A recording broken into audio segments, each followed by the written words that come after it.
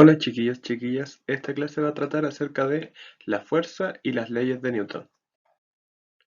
Los temas principales que se van a hablar va a ser el concepto de fuerza, las leyes de Newton que se conocen y la ley de gravitación universal.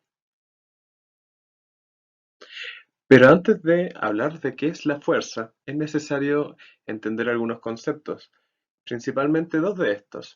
El primero es el concepto de masa, el cual, tal como podemos ver, se define como la cantidad de materia que posee un cuerpo y la unidad de medida relacionada a este son los kilogramos. Y el segundo concepto, y ya se ha visto en clases anteriores, es el concepto de aceleración. Para entender lo que es aceleración hay que recordar lo que es velocidad. La velocidad se define como el cambio de la posición de un cuerpo en un cierto tiempo. Y por lo tanto, cuando existe una velocidad constante, nosotros hablábamos de un movimiento rectilíneo uniforme. Pero en el caso de que la aceleración pueda ir aumentando o disminuyendo, nosotros hablamos de un movimiento rectilíneo uniforme acelerado. Ya entonces, a partir de eso, recordamos que aceleración se define como el cambio de velocidad que tiene un cuerpo en un determinado tiempo. Entonces, ahora hablando directamente de lo que es la fuerza, vamos a comenzar diciendo que la fuerza se define como la acción capaz de producir cambios en el movimiento o en la estructura de un cuerpo. Acá cuando se refiere a estructura de un cuerpo, se refiere, por ejemplo, cuando nosotros aplicamos fuerza en un cuerpo y lo deformamos. El caso más común sería cuando aplastamos una lata de bebida, por ejemplo, que al aplicarle una fuerza podemos cambiar su forma. Pero nosotros nos vamos a concentrar más en lo que es el cambio en el movimiento. ¿A qué se refiere? Que, por ejemplo, si un cuerpo está en reposo, está quieto, nosotros podemos aplicar una fuerza y hacer que este cuerpo pase de estar en reposo a estar en un movimiento. Para entender mejor lo que es la fuerza, hay que comprender que esta es una magnitud vectorial y como vector tiene las tres características principales. Tiene una magnitud, una dirección y un sentido. Y también tenemos que saber que la unidad de medida de esta son los newton, ¿ya? Y los newton son una unidad de medida compuesta. ¿Se compone de qué? Se compone como un newton es igual a kilogramos por metro partido en segundo. Esa sería la forma en que se compone un newton.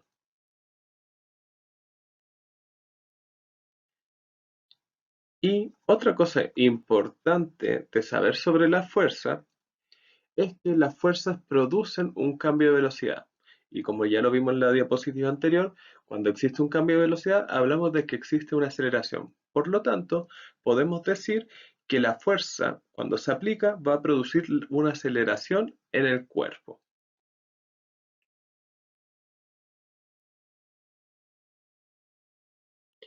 Ahora, cuando nosotros queremos hablar de fuerza y verla como vector, ya dijimos que tienen tres características principales, pero acá vamos a nombrar cuatro. La primera sería el punto de aplicación. Cuando yo aplico una fuerza sobre otro cuerpo, por ejemplo, empujar una caja, el punto de aplicación va a ser el lugar donde mis manos tocan la caja. También tenemos lo que es el módulo o magnitud del vector, el cual se representa como el largo del vector, ¿ya? O con un número principalmente, y siempre se acompaña con la unidad de medida. Ya en este caso, el módulo magnitud nos va a indicar la intensidad de este vector. Mientras más fuerza yo aplique, ¿qué va a pasar? Que mayor va a ser su magnitud. La dirección es una recta por la cual se aplica la fuerza, ya una línea recta que se extiende y en esta se aplica la fuerza. Y el sentido es hacia qué lado de la dirección nosotros aplicamos la fuerza. Para entenderlo mejor, veamos este dibujo. El niño aplica una fuerza. En ese caso, el punto negro donde sus manos tocan la caja sería el punto de aplicación.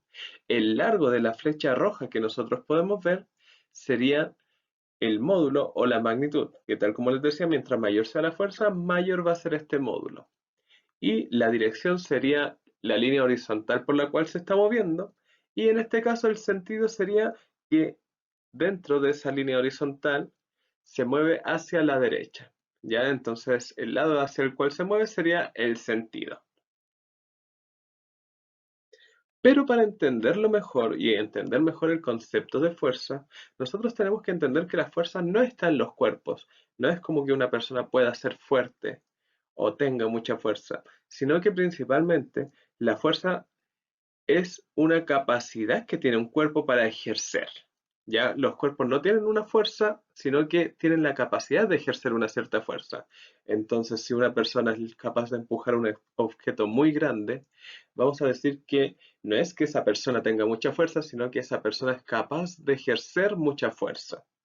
Y lo principal para entender esto es que la fuerza se da siempre a partir de la interacción entre dos o más cuerpos. ¿Y a qué se refiere? Que solamente cuando ya hayan dos cuerpos involucrados mínimo, va a existir una interacción entre ellos y ahí va a surgir o puede surgir una fuerza. Y esta interacción puede ser de dos tipos. Una, que son las fuerzas de contacto, que tal como le dice el nombre, son las fuerzas que se ejercen cuando los cuerpos se tocan directamente. Por ejemplo, el caso de cuando estamos en el supermercado, empujamos un carrito, ahí nosotros ejercemos una fuerza de contacto sobre el carrito. Y otras son las fuerzas a distancia, que al contrario de las de contacto, son fuerzas que surgen y se ejercen, pero sin la necesidad de que los cuerpos se toquen. El caso más conocido que podemos encontrar sería la órbita de los planetas. Si nos damos cuenta, los planetas no tienen por donde un canal por el cual se unen, pero vemos que siguen una órbita, en este caso de los planetas, alrededor del Sol. Y también vemos la Luna alrededor de la Tierra. Y a ese caso sería la fuerza de gravitación y sería un ejemplo de fuerza a distancia. Ahora, cuando hablamos de fuerza, nosotros podemos encontrar distintos tipos de fuerza en nuestro entorno. Ahora vamos a ver algunas, 5, a modo general, ya que en la próxima clase las van a ver con más detalles. Y estas son necesarias conocerlas al menos para poder entender de mejor manera lo que son las leyes de Newton. La primera fuerza es el peso. Y acá lo curioso es que nosotros el concepto de peso comúnmente lo usamos de manera errónea. ¿Por qué? Porque cuando vamos a comprar pan o vamos a la feria, decimos nos pesa esto o nos dicen el peso de ciertas cosas. Por ejemplo, esto pesa 2 kilogramos, las manzanas. 2 kilogramos de manzana. Pero en realidad lo que ahí están diciéndonos, y tal como lo vimos en la primera diapositiva, lo que se pesa en kilogramos no es la fuerza, no es el peso, sino que es la masa. Entonces lo correcto ahí sería decir, nos masa esto, y más que decir que se usa una pesa, lo que se usa es una balanza. Eso sería lo científicamente correcto. Entonces el peso es la fuerza causada por la gravedad de un planeta, en este caso de la Tierra, sobre un cuerpo que está sobre su superficie. Esta fuerza hace que los cuerpos sean atraídos hacia ella, en este caso que nosotros permanezcamos en la Tierra o que cuando saltamos volvamos a la Tierra, o tal como se ve en el dibujo, un objeto que lanzamos pueda caer, como lo vimos en la clase anterior en lo que era caída libre y los tipos de movimientos verticales. Entonces, ese es el peso principalmente. Es una fuerza y como fuerza el peso lo ideal es que se mide en newton.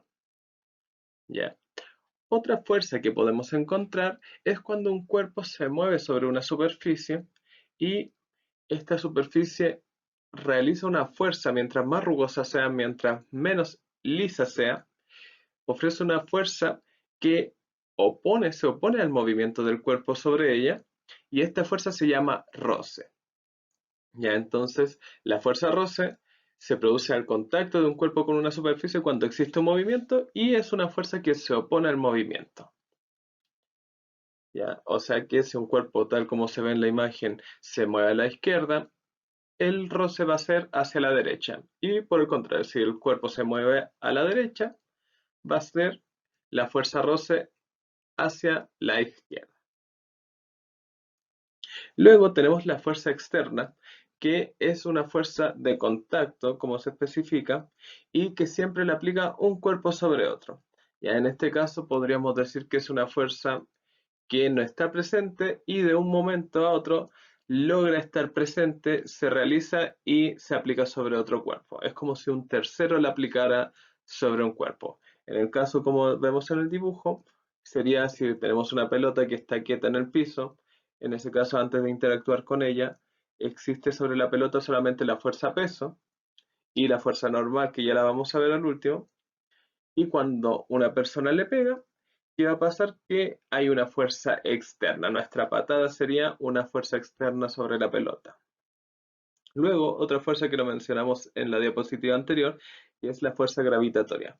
Que esta fuerza es la atracción gravitatoria entre dos cuerpos y depende de la masa y la distancia entre ellos, y ya lo vamos a ver con más detalle luego. También tenemos lo que es la fuerza normal. La fuerza normal también la ejercen las superficies sobre los cuerpos, pero en este caso es cuando un cuerpo se apoya sobre una superficie. La fuerza normal en una superficie totalmente plana, ya sin inclinación, siempre va a ser contraria al peso. Y es una fuerza que ejerce una superficie sobre cualquier cuerpo que se apoya sobre ella. En este caso, cuando nosotros estamos parados sobre el piso, nosotros ejercemos un peso sobre el piso y en respuesta a este peso, el piso ejerce una normal sobre nosotros. Podemos decir que, tal como les mencionaba, en superficies totalmente planas, el peso y la normal se oponen, son iguales pero en sentido opuesto, por lo tanto, se anulan entre sí. Pasando ya al segundo punto, que son las leyes de Newton, es necesario conocer dos conceptos antes de verlas. El primero sería el concepto de fuerza neta. Para esto tenemos que recordar lo que mencionamos en un principio, que la fuerza es un vector. Por lo tanto, la fuerza neta sería la fuerza resultante o la suma vectorial de todas las fuerzas que actúan sobre un cuerpo. Eso quiere decir que tal como sale en la imagen, si dos fuerzas se ejercen en la misma dirección y en el mismo sentido, estas se van a sumar. La suma de ambas sería la fuerza neta. Pero si se ejercieran en sentido contrario, uno a cada lado, por ejemplo, de la caja, esta se restaría. Y esa resta sería la fuerza neta. Cuando sumamos entonces todas las fuerzas sobre un cuerpo, lo llamamos fuerza neta. Lo otro, para conocer más que todo la primera ley de Newton, tenemos que conocer el concepto de inercia. Tal como se menciona, la inercia es la resistencia que presentan los cuerpos a cambiar su estado de movimiento o reposo. Eso quiere decir que, de cierta forma, podemos ver que la inercia es la dificultad que vamos a tener nosotros para que un cuerpo pase de estar en reposo a estar en movimiento, o por el contrario, si está en movimiento, que pase de este movimiento a estar en un reposo. Entonces, la oposición a este cambio de estado va a conocerse como inercia.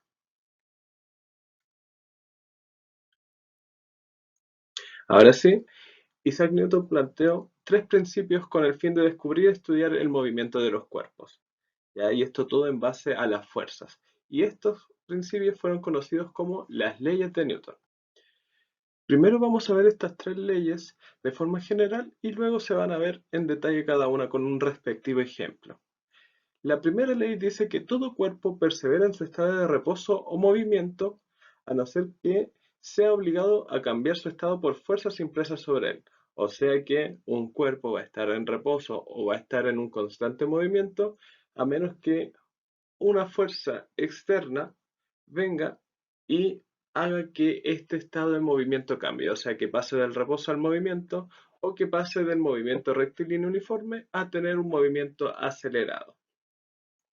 La segunda ley dice, la aceleración que adquiere un cuerpo es proporcional a la fuerza aplicada y la constante de proporcionalidad es la masa del cuerpo. A partir de esta segunda ley nace una expresión que es muy utilizada, la cual dice que fuerza es igual a masa por aceleración. ¿Ya? Entonces, también se va a ver más en detalle, pero lo principal es que la fuerza va a ser proporcional a la aceleración. ¿Por qué? Porque la masa es algo que se mantiene siempre constante en un cuerpo. Acá nunca vamos a ver un cambio de masa en el cuerpo. Y finalmente la tercera ley dice con toda acción ocurre siempre una reacción igual y contraria. Y quiere decir que las acciones mutuas de dos cuerpos son siempre iguales, pero dirigidas en sentidos opuestos. Esta ley es conocida como la acción y reacción. Ya siempre que se ejerza una fuerza, va a existir una reacción, pero en el sentido contrario, de igual magnitud. Ahora, viendo un poco más en detalle cada una de las leyes, partamos con la primera ley. Para ver la ley, la cual ya veíamos que decía que un cuerpo permanecerá en reposo o en un movimiento recto con velocidad constante a menos que se aplique una fuerza, vamos a ver un caso muy común, el cual es el cinturón de seguridad. Ya, en este caso, cuando nosotros vamos dentro de un automóvil, ¿qué va a pasar? Que nosotros adquirimos la misma velocidad a la que se mueve el automóvil. Por eso es que, por ejemplo, si el automóvil frena, nosotros vamos a tender a irnos hacia adelante. ¿Por qué? Porque nuestro cuerpo no tiene un mecanismo de frenado que nos hace parar el movimiento de inmediato, sino que cuando el automóvil frena, nosotros vamos a seguir con la misma velocidad que nos movíamos inicialmente, a menos que con las manos nos afirmemos o, en el caso como se menciona acá, que tengamos un cinturón de seguridad. ¿Cómo funciona el cinturón de seguridad?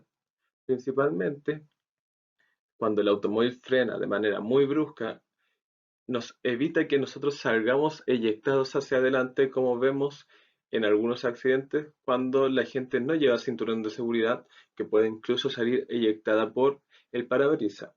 En este caso, el cinturón, cuando se tira fuerte, se mantiene en su lugar y ya no cede más.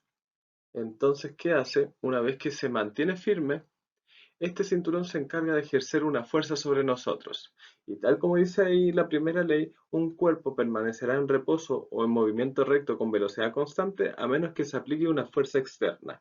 En este caso, el cinturón va a aplicar una fuerza externa. ¿Para qué va a aplicar esta fuerza? Para que nosotros pasemos de estar con la misma velocidad del automóvil cuando éste frena a volver a estar en reposo. Entonces el cinturón ejerce una fuerza sobre nosotros y esa fuerza que él ejerce hace que sea capaz que nosotros volvamos a estar en estado de reposo cuando el automóvil frena. Esa es una forma de ver aplicada la primera ley de Newton. Ahora, otra forma de ver la primera ley es con un ejemplo. Y como dice ahí, no todas las fuerzas son constantes. Así que vamos a ver dos situaciones para esto. Luego de ver las fuerzas, nosotros nos damos cuenta que hay fuerzas que sí o sí van a estar todo el tiempo, como es el caso del peso que mientras un cuerpo esté en la Tierra o en algún planeta va a tener un cierto peso. Pero cuando hablamos de fuerzas externas vamos a tener dos situaciones. La situación uno dice que una pelota se patea luego de estar retenida y sale expulsada 10 metros a la derecha hasta que vuelve a quedar en reposo. Entonces vemos que la pelota parte en reposo, se mueve y vuelve a quedar en reposo. Lo primero tenemos que ver, según la primera ley y según lo que nos explica el título, en dónde estaría aplicada la fuerza. En este caso lo correcto es decir que la fuerza solamente estaría aplicada en el primer instante. ¿Por qué? Porque se aplica la fuerza y, según lo que nos decía la primera ley, esta fuerza hace que se modifique el estado de movimiento de la pelota, que ésta pase del reposo y pase a estar en un movimiento. Y según el concepto de fuerza que vimos al principio, las fuerzas no están dentro de los cuerpos, entonces no sería correcto decir que la fuerza permanece con la pelota y va disminuyendo hasta que se queda quieta, sino que lo correcto es decir que solamente se presenta esta fuerza en el primer instante, es decir, cuando existe el contacto entre el pie y la pelota, cuando existe la interacción siempre.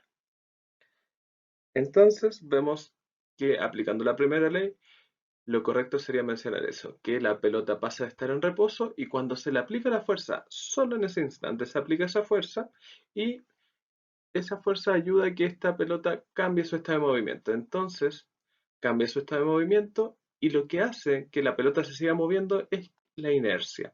La inercia quiere decir que la pelota adquiere un estado de movimiento y va a permanecer con ese estado hasta que otra fuerza haga que se detenga a los 10 metros.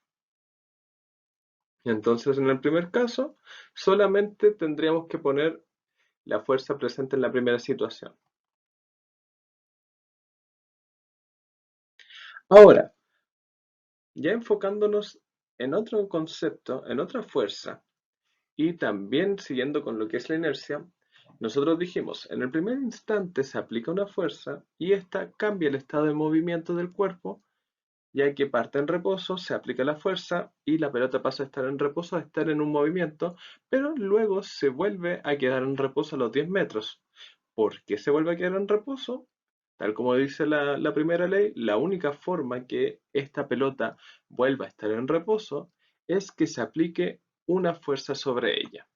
¿Qué fuerza es la que vamos a ver acá? Sería la fuerza de roce, ya que la pelota se va a mover sobre una superficie y al contacto con esta superficie en el movimiento, la superficie va a oponerse al movimiento con la fuerza de roce, de tal forma que esta fuerza va a afectar su estado de movimiento hasta que finalmente baje tanto la velocidad que logre detener la pelota. Y tal como dijimos en un principio, para resumir, la pelota se mueve, se aplica una fuerza externa solamente en el primer instante sobre ella, cambia su estado de movimiento y luego se aplica en todo el movimiento una fuerza de roce que hace que disminuya la velocidad gradualmente hasta que ésta quede en reposo. Entonces nuevamente vemos cómo se aplica la primera ley de Newton, que solamente una fuerza es capaz de cambiar el estado de movimiento de un cuerpo.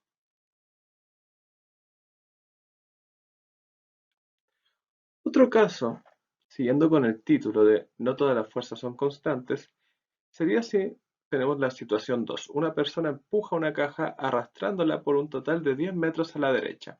En este caso, consideremos que, a diferencia de la pelota, es un cuerpo con un tamaño mucho mayor.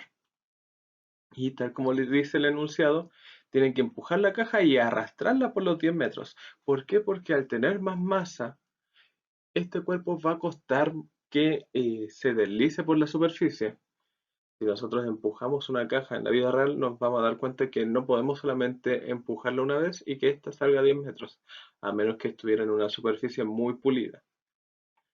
Pero como acá especifica que la arrastra, la fuerza estaría presente en todo el trayecto, de tal forma que apenas se deja de empujar en el último punto, ¿qué va a pasar? Que la caja se detiene. Entonces, por otro lado, vemos que la fuerza acá sí está presente en todo instante. ¿Ya? Y ahí vemos las dos situaciones contrarias de lo que son las fuerzas externas. Pueden estar presentes solamente en un principio para los objetos más pequeños y este cambia el estado de movimiento de esta fuerza externa, o cuando son objetos más grandes, como el caso de la caja, se puede cambiar su estado de movimiento, pero es necesario mantener constante una fuerza aplicada sobre ella. Pero lo importante es eso, las fuerzas externas no es que permanezcan en el objeto o que vayan a estar siempre presentes, sino que depende mucho de la situación que nosotros estemos estudiando. Ahora, pasando a la segunda ley de Newton, la cual se puede resumir como que la fuerza neta sobre un cuerpo es proporcional a la aceleración que ésta adquiere y se expresa con la expresión que aparece acá, fuerza neta es igual a masa por aceleración. Si la expresión dice que fuerza neta es igual a masa por aceleración, ¿por qué la ley dice que la fuerza neta solamente es directamente proporcional a la aceleración que adquiere? Esto es porque, como se había mencionado antes, la masa del cuerpo jamás va a variar, por lo tanto se considera una constante. Así que sin importar la masa, si aumenta la aceleración, quiere decir que sobre un cuerpo se aplicó más fuerza. Pero en base a esto, nos dicen, la única manera para que la suma de todas las fuerzas, o sea, la fuerza neta sobre un cuerpo sea cero, es si éste está en reposo. Y tenemos una respuesta para eso que se divide en dos partes. La respuesta sería que no es la única manera. ¿Por qué? Porque existen dos casos en que la fuerza neta puede ser cero. El primero, como lo decía la pregunta, es si el cuerpo está en reposo. ¿Qué va a pasar si el cuerpo está en reposo? La aceleración va a ser cero y por lo tanto la fuerza neta va a ser masa por cero y esto va a dar cero. Pero la segunda situación que puede ser es si el cuerpo se mueve a velocidad constante. Si recordamos las clases anteriores, ¿qué pasa cuando un cuerpo se mueve a velocidad constante? Que no existe variación de velocidad y por lo tanto tampoco existe aceleración. Entonces, si un cuerpo se mueve pero a velocidad constante, también vamos a decir que este cuerpo tiene una fuerza neta igual cero. Y esto no quiere decir que no hayan fuerzas presentes sobre él, sino que todas las fuerzas que están actuando sobre ese cuerpo se van a anular de tal forma que no hay ninguna que sea mayor que otra. Ya en este caso siempre, como decíamos, la fuerza peso se contrapone con la normal y esas se anulan entre sí y puede ser, por ejemplo, que se aplique una fuerza externa hacia un lado y ésta se pueda oponer con la fuerza rosa. De tal forma que al sumar las fuerzas netas me va a dar cero. Entonces, eso puede ser estas dos situaciones, o que el cuerpo está en reposo o que se mueve con una velocidad constante. Ahora, viendo otro caso también relacionado a la segunda ley, ¿de qué depende la aceleración? Y acá podemos relacionarlo también con los ejemplos anteriores de la pelota y el mueble. Si nosotros aplicamos una fuerza igual a dos objetos, uno con mayor masa que otro, ¿cuál avanzará más lento? Y de la segunda ley podemos despejar lo siguiente. Aceleración igual a fuerza neta partido por masa. De esto podemos ver que la aceleración es directamente proporcional a la fuerza neta, entonces, ¿a qué se refiere? Que mientras mayor sea la fuerza neta, mayor va a ser la aceleración, pero es inversa a la masa, o sea que mientras mayor sea la masa de un cuerpo, menor va a ser su aceleración. Si acá nos dicen que se aplican fuerzas iguales a dos objetos, ¿qué vamos a ver? Que mientras mayor sea la masa del objeto, menor va a ser la aceleración. ¿Cómo se va a traducir esto?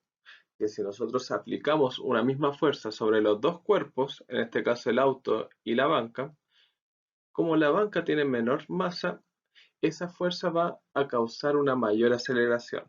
En cambio, en el auto, como el auto tiene mayor masa, la aceleración que va a adquirir al aplicarse la fuerza va a ser menor que la de la banca. ¿Ya? O sea que podemos ver que cuesta más cambiar el estado de movimiento de un objeto de mayor masa. O sea, para que un objeto de mayor masa se mueva, como es el caso del auto o el caso de la caja que vimos antes, es necesario aplicar siempre una mayor fuerza. Y viendo la segunda ley de Newton, vamos a resolver este ejemplo tipo PCU.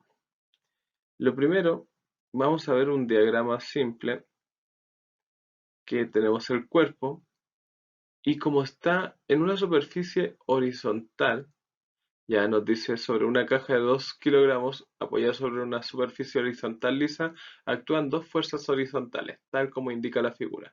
Como está completamente horizontal, vamos a tener la normal hacia arriba y el peso hacia abajo,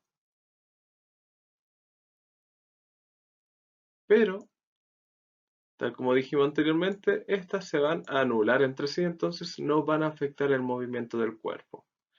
Y a la derecha vamos a tener que se ejerce la fuerza de 12 newton y a la izquierda se ejerce la fuerza de 4 newtons.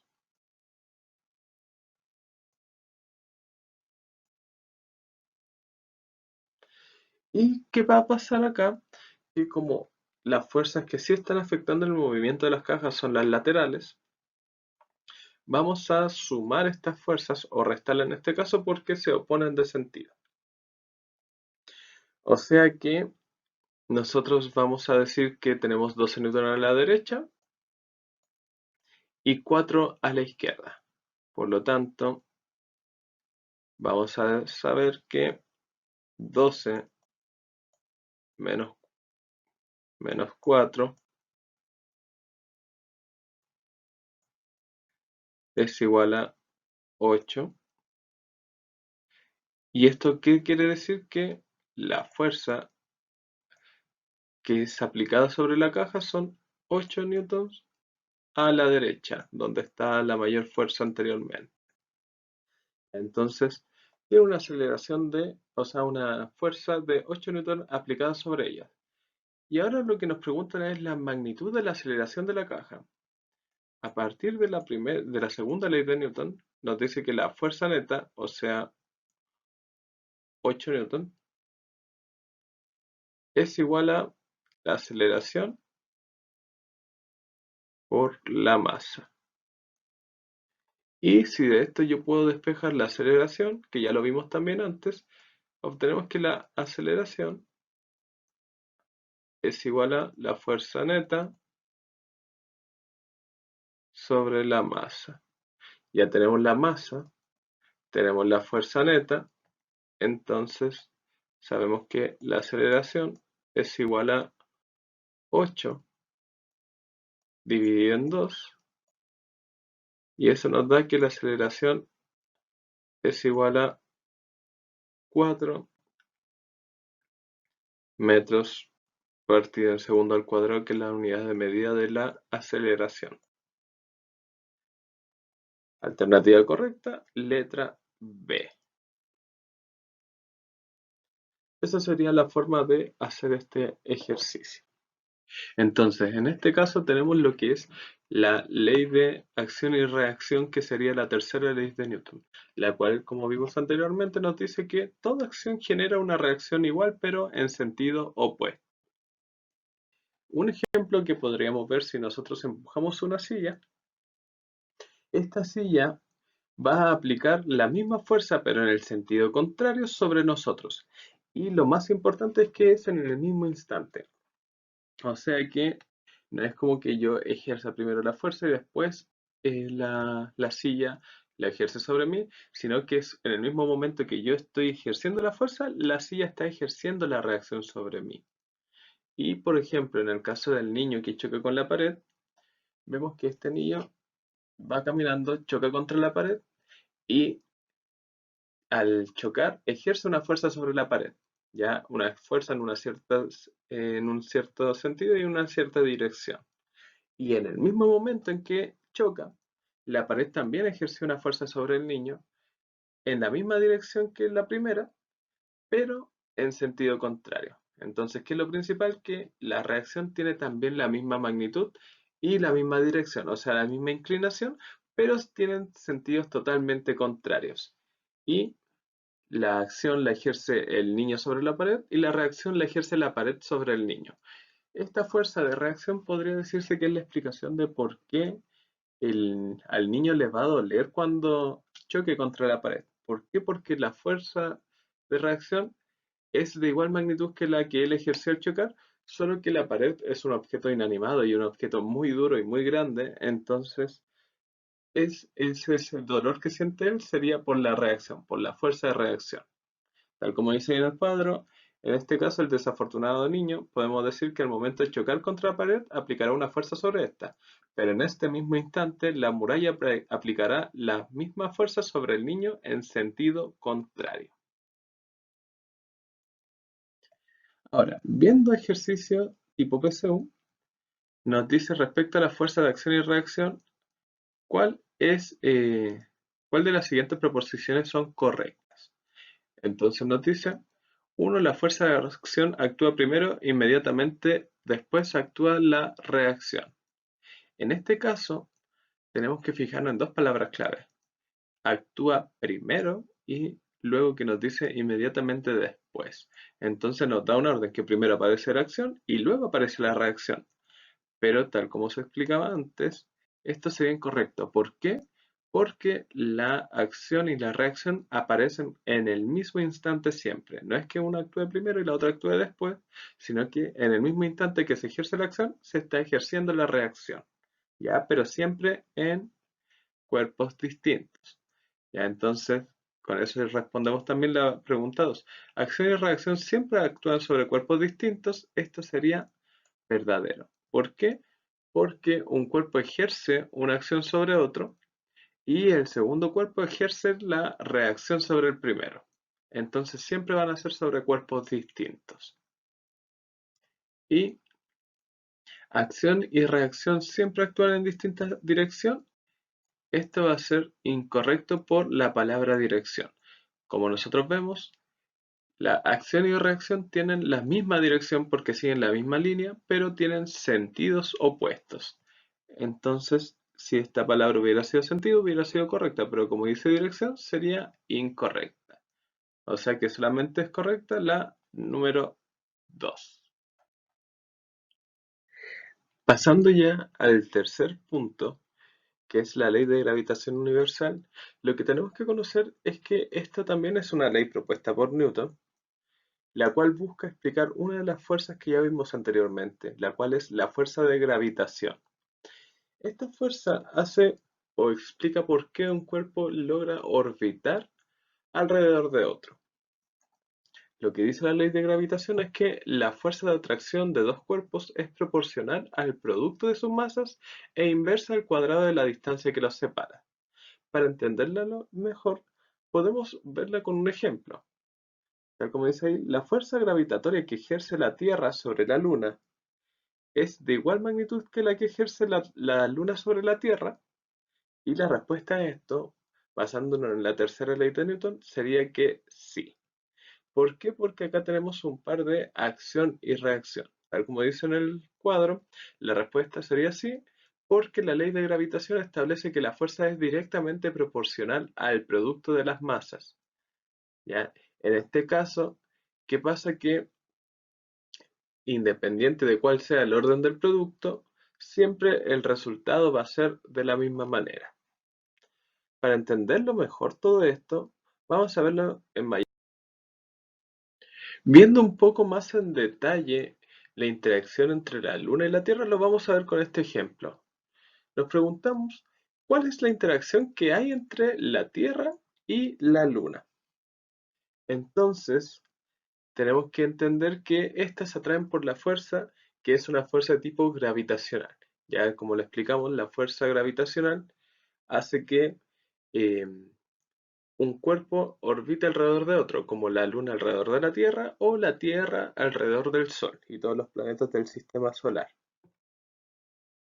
Entonces, lo que explica la ley de gravitación universal se puede traducir a la siguiente expresión. La ley de gravitación universal, recordemos que nos dice que la fuerza gravitatoria es directamente proporcional a el producto de las masas, o sea, m1 por m2, dividida al cuadrado de la distancia. Si lo separa una distancia r, sería r al cuadrado. Tal como mencionamos, m1 y m2 representan la masa de los cuerpos, en este caso m1 la Luna, m2 la Tierra. R la distancia entre ellos y G es una constante de gravitación universal, la cual tiene un valor fijo y que nos sirve para que esta expresión se cumpla de manera general.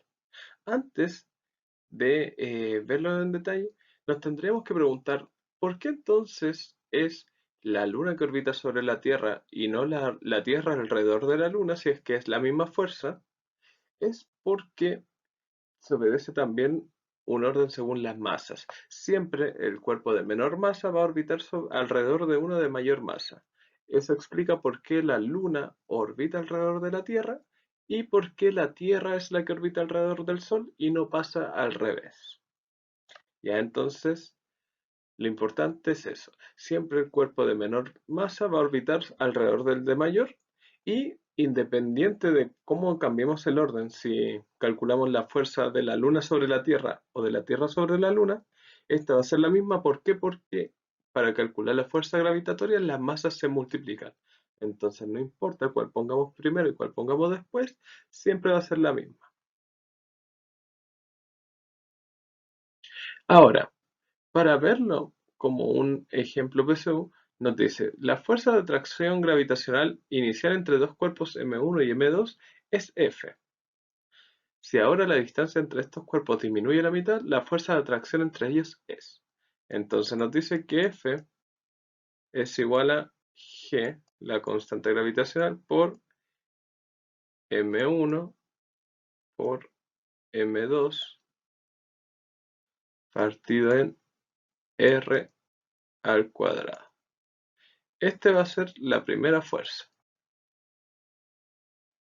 Y luego vamos a tener una segunda fuerza que va a ser F'. F' va a tener la misma constante porque esa siempre se mantiene igual. Las masas no se modifican, por lo tanto también va a ser M1 por M2 partido en, y en este caso dice que es la mitad de la distancia. Entonces, antes de elevarlo al cuadrado, vamos a tener la distancia anterior al cuadrado y todo eso, o sea, la distancia anterior partido en 2 y todo eso elevado al cuadrado. Si resolvemos esto según las propiedades de las potencias, este 2 va a elevar tanto al numerador como al denominador. Entonces vamos a tener que f' es igual a g por m1 por m2 partido en r al cuadrado partido en, y el 2 al cuadrado sería 4. Ahora, según las operatorias de fracciones, este 4 pasaría multiplicando acá arriba y nos quedaría que f' es igual a g por 4 por m1 por m2 partido en la distancia al cuadrado. Como esto está todo multiplicando, vamos a tomar este 4 y vamos a ponerlo acá adelante de todo. Entonces nos quedaría que f' es igual a 4 por g por m1 por m2 partido en la distancia al cuadrado. Y si nos damos cuenta, todo esto que está acá equivale a el f anterior, al f original. Entonces esto podemos decir que f' es igual a 4 por la fuerza original, o sea, 4 veces la fuerza original. Opción correcta sería la letra A. Ahora, para finalizar como síntesis, vamos a ver, trabajamos las fuerzas. Vimos que estas son magnitudes vectoriales y por lo tanto poseen módulo, dirección y sentido. También vimos que las fuerzas provocan un movimiento y se rigen por las leyes de Newton, que son tres. La ley de inercia, la ley fundamental de la dinámica, que es que la suma de todas las fuerzas es igual a la masa por la aceleración, y la tercera ley de acción y reacción. Y también vimos que tenemos distintos tipos, como la normal, el peso y la de atracción gravitacional, entre otras, y sobre todo la fuerza de atracción gravitacional vimos que se rige por el movimiento, rige el movimiento del universo y a partir de la cuarta ley que establece Newton, que es la ley de gravitación universal, vimos que esta fuerza se puede calcular con la expresión establecida. Y con eso, chiquillos, ya quedaría lista la clase. Espero que haya quedado todo claro y me despido. Que estén todos muy bien.